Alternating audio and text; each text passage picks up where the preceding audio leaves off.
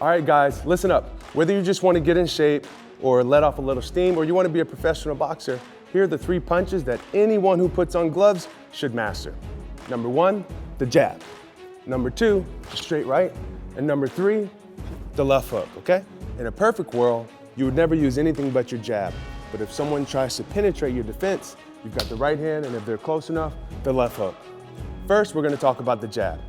Look at the feet. When you jab, the idea is you want to push off your back foot, make sure you're in your boxing stance, and extend the front foot and step in. As you step in to close the distance between you and your opponent, you want to extend your left hand or your lead hand out, twist your palm to the ground right upon impact, make sure to keep your right hand up, and then when you're done, snatch everything back quicker than it goes out. Next up is the right cross. Now, the idea with the jab and the right, if you can touch a man or a woman, if you're a woman, with the jab, then that means you just rotate the hips and you should be able to land your right cross.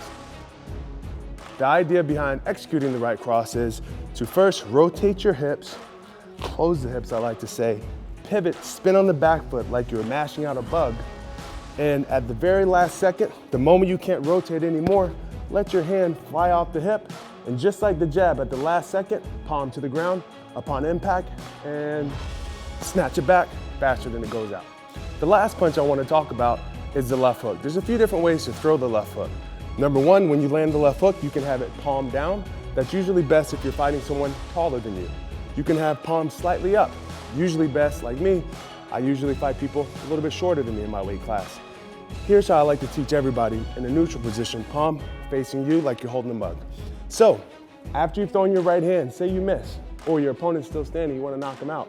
As you pull that right hand back, as you drive your right heel back into the ground, as you pull all your weight back, just extend your left hook, try to stop it right at your nose, and snatch it back quicker than it goes out. So there it is, guys. You have your jab, they're still standing, your right hand, they're still standing, your left hook. Always remember, snatch those punches back quicker than they go out. Listen, guys, if you want to use boxing as a great workout, you're going to get addicted. And so you're going to need to take care of these hands so that you can use them 3 or 4 times a week.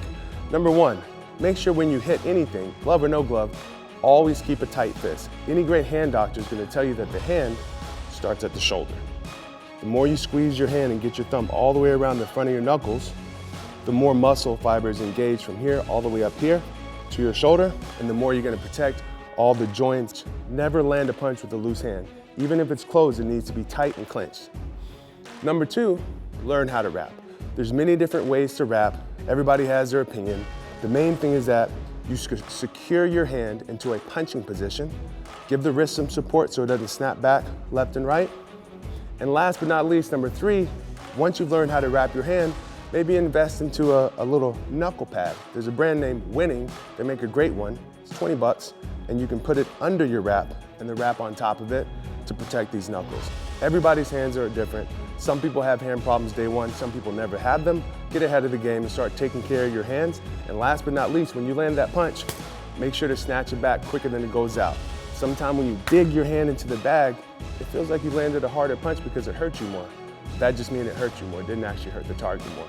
So remember, snatch that hand back and make sure to learn how to wrap.